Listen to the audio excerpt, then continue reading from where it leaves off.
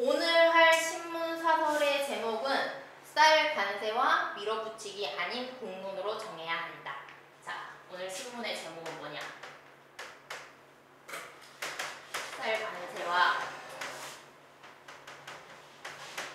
밀어붙이기 하지 말고 공론으로 정해야 한다. 이게 그러면 이 사람 주장이라는 거를 우리는 먼저 알고 시작하는 겁니다. 첫 번째 문단부터 분석을 하도록 하겠습니다. 첫 번째 문단의 첫 번째 줄을 보시면 이동필 농림축산식품부 장관이 25일 더 이상 쌀 관세를 유예할 수 없다고 밝혔다. 이렇게 나왔어요. 쌀 관세화를 유예할 수 없다.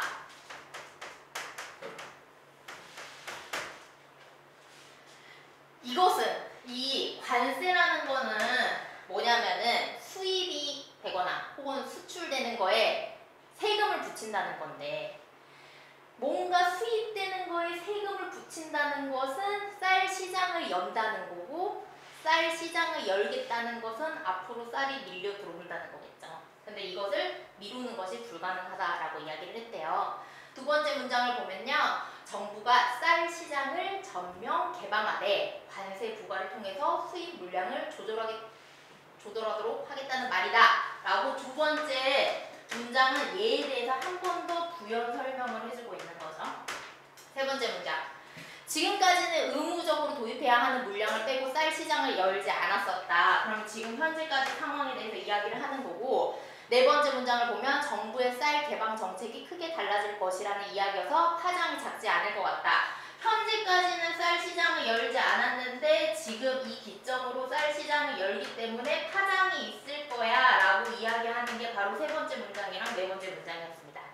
마지막 보면은 이미 전국 농민의 총연맹 등 농민단체들이 반발하고 있다라고 마지막에 나왔어요.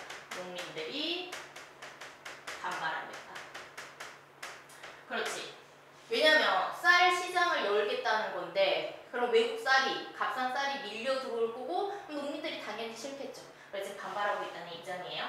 그러면 이 문단에서 제일 중요한 것은 이분 무엇이겠습니까? 1번 문장. 바로 그겁니다. 정부가 쌀 관세화를 유예하는 것이 불가능하다라고 이야기했다는 게 가장 중요하겠죠. 두 번째 문단을 볼게요. 두 번째 문단을 보면 첫 번째 줄에 이렇게 나와 있어요.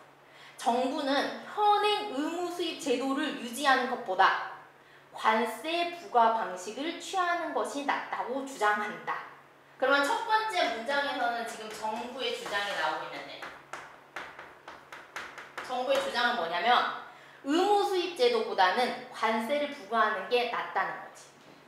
자, 그러면은 지금까지 쌀이 어떤 식으로 돌아가고 있던지 이야기를 해보면 1994년도에 우루과이 라운드에서 모든 농산물에 세금을 붙이기로 정했어요.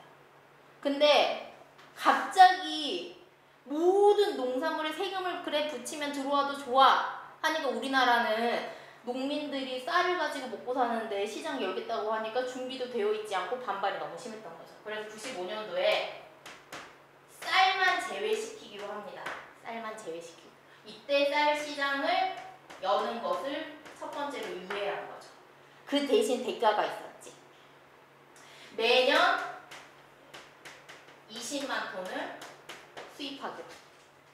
자, 그리고 10년이 지나고 나서 그래, 너네 그럼 이제 쌀 시장을 열 준비가 됐니? 라고 물어봤을 때 아직 안 됐어 라고 하면서 한 번 더 유예를 한 거예요.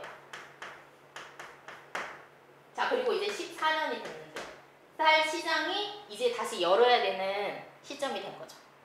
근데 정부의 주장은 이거죠. 쌀을 시장을 여는 것을 유예할 때마다 매년 의무 수입해야 되는 쌀이 늘어나고 있는데 이게 굉장히 부담스럽다. 차라리 세금을 물려서 드리면 세금을 높게 측정해서 들어오는 수입 물량을 조절할 수 있다라고 주장을 하고 있는 거예요. 이해가 되고 있죠? 두 번째 문장에 보면 요거에 대한 내용이 나옵니다.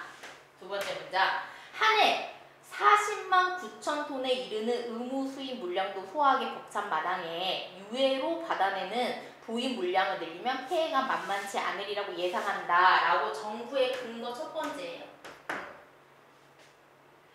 쌀 소비가 줄어들어서 공급이 넘치는 추세를 고려해야 된다 라고 두 번째 문장이랑 세 번째 문장은 근거 첫 번째가 나오고 있고요. 또한 네 번째 문장에서는 근거 두 번째 근거.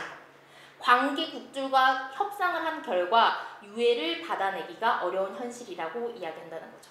이 쌀 시장을 여는 것에는 우리나라뿐만 아니라 다른 나라들도 연관이 되어 있는데 우리나라를 제외하고 다른 나라들은 다 지금 쌀 시장을 열었는데 한 번 더 유예를 하게 된다면 왜 자꾸 한국 시장만 특혜를 주느냐라는 말이 나올 수 있다는 거예요. 필리핀 빼고는 전면 개방을 하지 않은 나라가 없다라는 점을 덧붙이고 있대요. 그래서 정부는 관세화를 하는 게 더 나아요 라고 이야기하면서 근거를 지금 두 가지 이야기했습니다. 그러면 세 번째 문단에서는 예측할 수 있건데 정부의 주장이 나왔으니까 이제 누구의 주장이 나와야 되죠? 농민들. 그렇죠. 농민의 주장이 나옵니다. 첫 번째 문장에서 농민의 주장이 나옵니다. 보면 농민들의 생각은 다르다. 관세화를 받아들이면 국내 쌀 시장이 와해될지 모른다고 걱정한대요. 뭐라?